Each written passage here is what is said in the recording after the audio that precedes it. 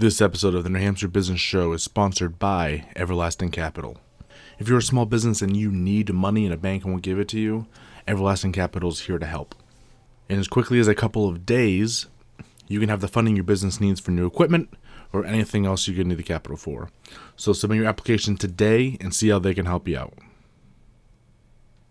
Hello everybody and welcome back to the New Hampshire Business Show. My name is Chris Pastrana and today I'm here with Tim Church of New Hampshire Profile Paranormal. I was looking at that. I'm like, did I say that right? I probably wrote it down wrong. How's it going? Good. How are you? Good. So this is pretty cool. I've been actually really looking forward to this interview once you popped up my profile. So let's find out a little bit more about you and what you do. Okay. So it sounds weird to start from a movie. Yeah. But Ghostbusters. Okay. It did it for me. Like as soon as I saw Ghostbusters, I was probably 10, 12 years old, somewhere around there. Mm-hmm. And ever since then, I've always had like an interest in the paranormal. It's always kind of been in the back seat. Yeah. And I've never really known what to do with it back then. I mean, I was only 10 or 12. So, but it's always been there. Yeah. And in recent years, I would say like the past 15, 20 years maybe, mm-hmm. Those types of shows came out, Ghost Hunters, and then later on it was Paranormal State. Yeah. And it started to become a little more mainstream. Mm-hmm. And at that point I was thinking, what can I do to start a group? But then I'd say maybe 7 years ago or so, I got in touch with somebody who I used to work with. Yeah. And said that her boyfriend she was seeing at the time had a group all together, and she said, do you want to, they were basically looking for open recruitment. And I said, that's something I want to do. Yeah. I want to do that. So I met with the guy. We clicked, we vibed, whatever. And long story short, I started working on his team. So he was really kind of what I would consider a mentor. Yeah. And I use the quotation because I kind of had a falling out and I kind of don't talk to him anymore. But if there was one person that I would cite for being interested in this sort of thing, it would be him. Okay. Yeah. And then we started the New Hampshire Profile Paranormal about almost 3 years ago to the day, and haven't looked back since. That's pretty cool. Yeah. Yeah, because I remember, I'm only 30, so the big push into like the paranormal mainstream was, I was only like 10 something at the time, because you had like Paranormal Activity was kind of like the big movie that kind of pushed everything mainstream. Right. And then after that, you started seeing shows like Ghost Hunters and all that stuff pop up. Yeah. So I kind of remember when it started, people becoming pretty interested in this. Yeah. And I always thought it was really cool. It's fun. It's super fun to watch because everyone's like, oh, we don't know, is it real? What's going on? So it's a lot of fun. Right. It's definitely real. I mean, yeah. I've heard and seen some things that I just can't explain. Mm-hmm. Pretty sure I was touched on a few occasions. Mm-hmm. One of those occasions was like a tug in a sweatshirt, but it was definitely like a 1-2 type tug. But I was wearing a baggy sweatshirt at the time, so I kind of dismissed it as that. Mm-hmm. And that's pretty much our focus. Is we try to debunk rather than prove that there's a haunting. Because if somebody is saying to us, oh my God, my house is haunted, we try to make natural explanations for why something is happening. Yeah. Because if we can go to somebody and say, this is why this is happening, this is why this is happening, not necessarily haunted. Yeah. It kind of gives them a little bit of peace of mind. Mm-hmm. So that's what we pretty much go for. That's pretty cool. Yeah, because I know, especially when you get out to... Well, it's kind of funny to say. When you get out to this area of the country, New England, it's the oldest mm-hmm. part of the country. It's still very young compared to other parts of the world, but we're that part of the country where it's old. Everyone's like, oh, every house is haunted, all that type of stuff. Right. So I see that all the time online where they're like, oh, such and such property, is haunted. And all the places in New Hampshire that are haunted, I'm like, is there really that much going on here? Well, that's another thing is that just because you have a really old home doesn't necessarily mean it's haunted either. I've definitely learned that, but there are quite a few places like out in Portsmouth that just have like a rich history behind it. Yeah. That I would definitely love to like get in a few of those places just to see, what it's like, and because I've been in really old homes that I think. There was one in particular. It was like way up north. I forget where it was, but it still had the old toilet tank up and had the flusher. That's pretty cool. Yeah, it was really cool. And that place was definitely active. That's pretty cool. Yeah. So you say active, so that means there's ghosts there. Yeah. They're actively. Oh yeah. Working or doing whatever they do. Yeah, I very rarely get this feeling when we're out doing an investigation, but I woke up quite a few times thinking that there was like somebody like staring at me, like you and I are looking at each other. Like it was nerve-wracking. It was a little nerve-wracking. And very rarely do I feel like that, but like I was like, oh my God, what's going on? Yeah, like, that's pretty fun. Yeah.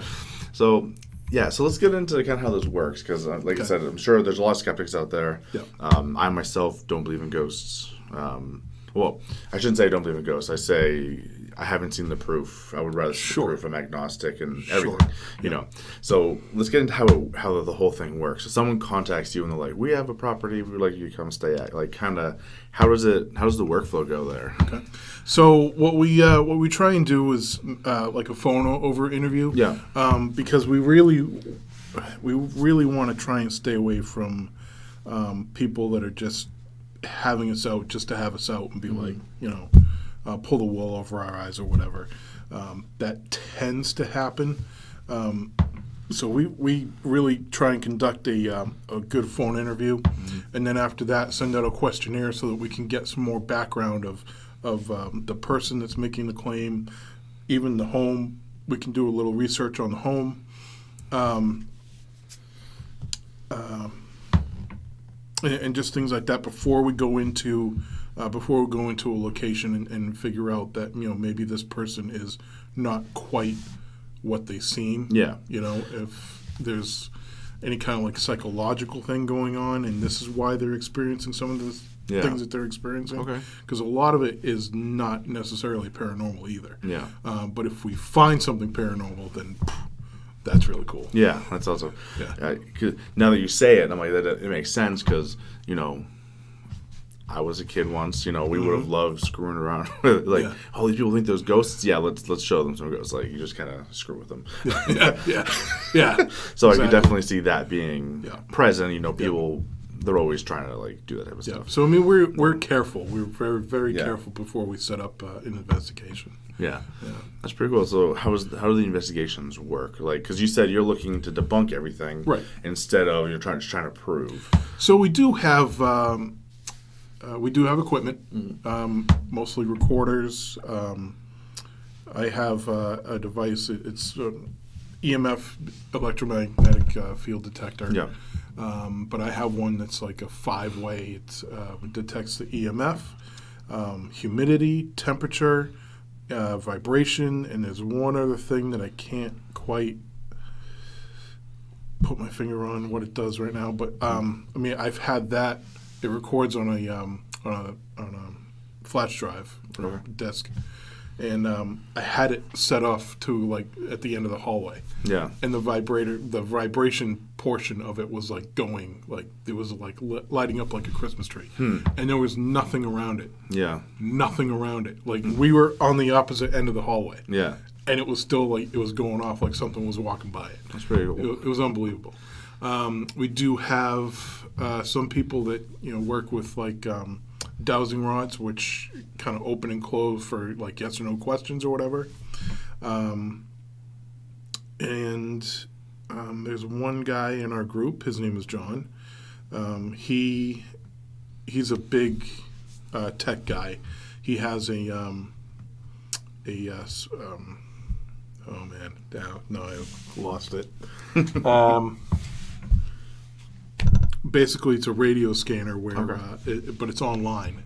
Mm-hmm. It's on a tablet, and pretty much they go through the internet stations on this app, and they try and communicate to us. Okay. We've had some pretty crystal clear communication with. I wish I had that video that I could show you, but we did have some pretty crystal clear communication back and forth at one location.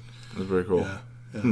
That's very cool. So, okay, because I like that, because a couple of parts of this, I'm like, oh, that'd be interesting. Because I've always, again, from just being interested in it growing up, you know, and then learning about like psychology and how the brain works and all that stuff, you know, because the brain's very open to suggestion, which we know from hypnosis and all that stuff. Yeah. So, and it's almost funny because you do the interview and you do the research ahead of time, but like it would almost be, is that better than just blind walking in? Because if you walk in blind, maybe you're not open to the suggestion of, oh, we're expecting something to happen. Right. So it's I just find the whole thing pretty interesting, you know.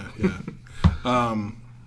So once we start getting into an investigation, we try and debunk, and whatever evidence we come away with, we can present back to the client. Yeah.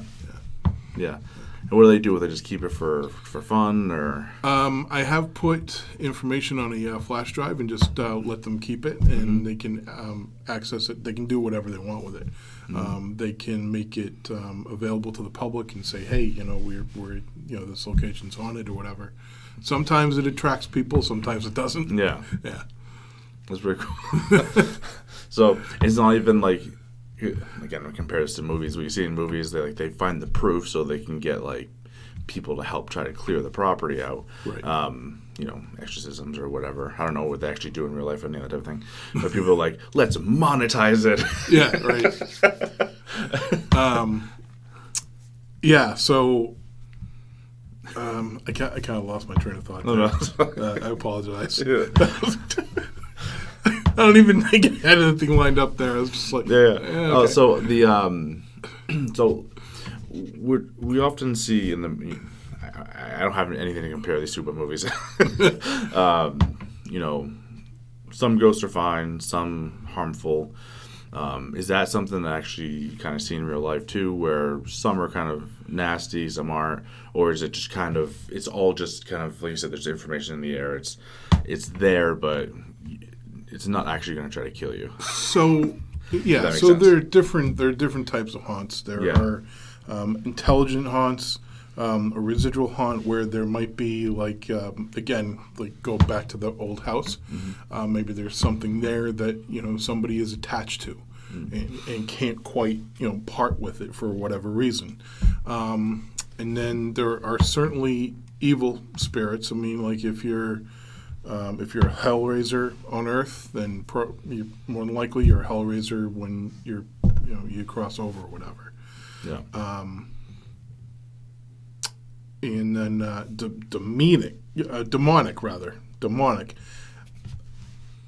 It's been my experience and experience of others that I've come in contact with doing this, that is not as popular as most people think it is. Yeah.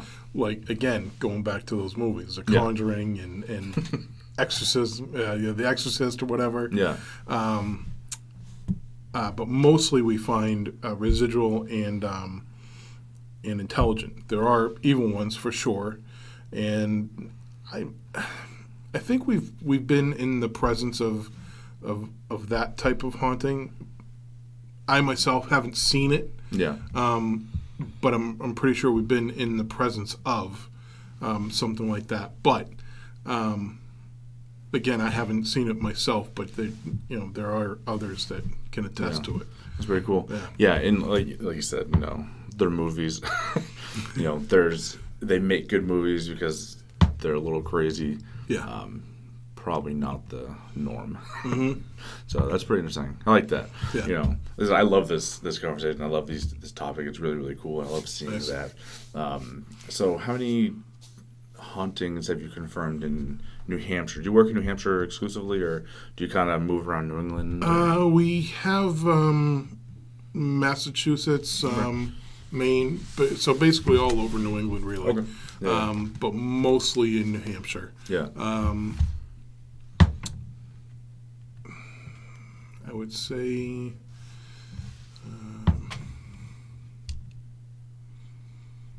A numerical value. I'm trying to think. Yeah. At least 5 places that I can Okay. say for sure that are haunted. That's pretty cool. Yeah. But whether or not these places would want us to say, Yeah. Well, they are. open it to the public, we always kind of give them that option. If you want people to know, we can release it. If not, then we don't release it. Yeah. I always kind of make that known to a person before setting up an investigation, because I know like some places like they don't want people to know that. Yeah. And I don't blame them either. They don't want their business to be tarnished or whatever. And, Yep.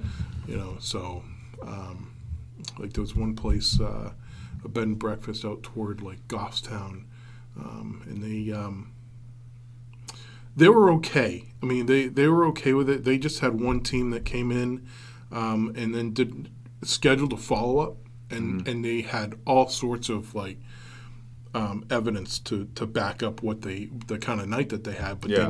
they never follow through with them. Yeah. And I just found that odd. Like Yeah. I was like, why would you schedule a follow-up and then not follow up with the person? Yeah. I don't understand that. And that place was pretty active, but I wouldn't necessarily say that it was like anything evil. Yeah. Certainly nothing that's going to hurt anybody. So I mean, but that place was very, very active. Yeah. Yeah. Okay. Yeah, that's pretty cool to know. I live out in Goffstown, so that's pretty really? cool. Yeah, and I'd be like, oh, where is it? No, that's really cool. I can't think of what else. But, so, okay, this is good. So, do you get a lot of open hate or haters or anything type of stuff, or skeptics, or, because, like, you guys aren't politicians, so you don't have, like, open haters. But I'm sure, like, there's probably some people that either stalk your page or maybe, I don't know, or maybe most people are just pretty cool with it. Yeah, as far as haters go, I don't necessarily think there are too many out there.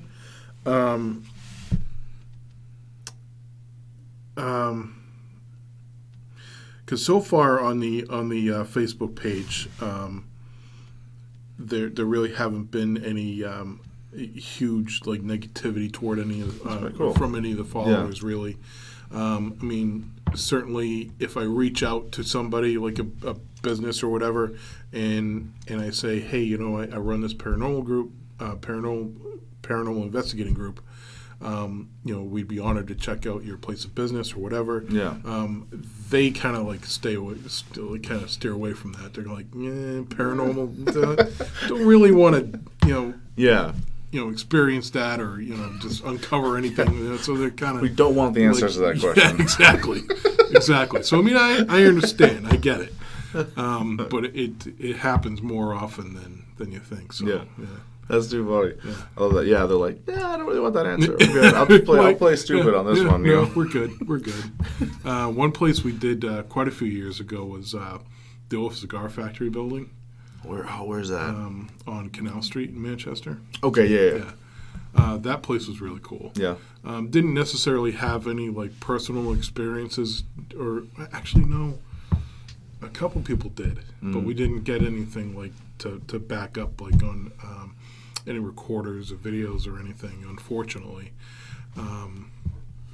But it was still like just awesome just to be there. Yeah. And do what we did. It was great. That's pretty cool. Yeah. That's really awesome. I like that. And okay, so this is one I have come across a little bit. So from you guys, you're talking about so you look to debunk things instead of trying to prove. So a lot of technology, a lot of stuff. Do you work with mediums and people like that? Because there's a ton of them in the area, and they're always talking about doing this type of thing. But I don't know if that's something you utilize on some of your cases, or do you just kind of stick towards the technology side of things? We have used, and they're not necessarily mediums, but sensitives. Okay. They can pick up on certain energies, but they're not entirely like a medium where they can like just pick up and go whatever. Mediums, I'm kind of on the fence about. Yeah. I'm kind of like almost the skeptic. Yeah. Because, I see shows like Long Island Medium.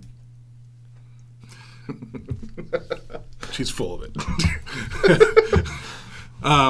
But I do have an open mind when it comes to certain things like that. I mean, if somebody like looks at me and starts like saying about any like past family member or whatever without me telling them, then that's legit. Yeah. So I mean, it's like one of those things. Like if it happens to me, then I'll believe it. But I haven't necessarily had that true like interaction with a medium. But we do. We have worked with. I think a couple of our members are like sensitive. Okay. And we do have contact with like mediums, but like distant contact if we absolutely need them. Yeah. That's pretty cool. Yeah. Like, so before because we're getting actually like almost half an hour into this. Okay. It's crazy. This is going really quick. Wow. What was one of the cases or jobs that you did that just kind of stood out the most as like, okay, something's like seriously going on? There have been a few, but the one that really stands out to me was we did a Masonic temple in North Adams, Mass. Okay, and the house or the building was first built for the mayor of the town. So there was me and one other gentleman. We were sitting in a room. We were the only ones on the floor. A floor below us, there was like a few people. They were all in like opposite end of the building, and then there was another group in the basement. So we're 2 floors up, and we can't hear anything else around the house. Yeah. So we start talking. We start talking to the guy who was the mayor. And being the mayor and being, a guy who smokes cigars, I smoke cigars. I asked him if he ever smoked cigars, and start getting into the cigar thing, and all of a sudden, like we just hear from like all around us. It was like a big inhale and exhale, and I'm going, was that you? I said, like the guy next to me, I'm like, was that you? And I knew it wasn't. He was like, no, wasn't me. I'm like, that's bizarre. Like it was at that point that I knew that there was something unnatural going on there. Yeah, yeah, that's pretty cool. Yeah, I like that. That's really cool because I've always wanted to experience something like that. Because, like you said, I love the angle of like debunking things because I think most cases be like, oh, my house is haunted. We could probably figure out what's going on, right, scientifically. Right. But every once in a while, it's like, I don't have something for that. That's not good. Yeah, exactly. And it's at that point where we're like, yes, we do try and debunk certain things, but at the same time, if we do catch something paranormal, then that's just the icing on the cake. Yeah. And we'll prove. And then at that point, if we run into anything like that during the investigation, we try and find out why. A certain spirit hasn't moved on and is trying to manifest itself to whoever it is that lives there or works there or whatever, and try and find out if the person or the client is in any danger. Yeah. So that is another approach that we do. Along with the debunking. Yeah. Cool. So, are you guys actively looking for clients, or I saw you said you were kind of in there? Are you looking for clients to take on new jobs, that type of stuff? Yeah, we're always looking for clients. Emailing places, and unfortunately, we do get the skeptic, and they just kind of like, no, that's not really something we're interested in, or whatever. I mean, it is what it is. I mean, it's like hit or miss. Yeah. But I always still want to keep the group open and the option open because I do like what we do. I like serving the client if there's an actual need there. That's our main focus. Okay, cool. So people that want to reach out to you and learn more, how do they find you? We do have the Facebook page. It's New Hampshire Profile Paranormal. We also have an email. It's nhpp603@gmail.com. Okay, awesome. Thank you so much for joining me. This has been you. cool. Yeah, definitely.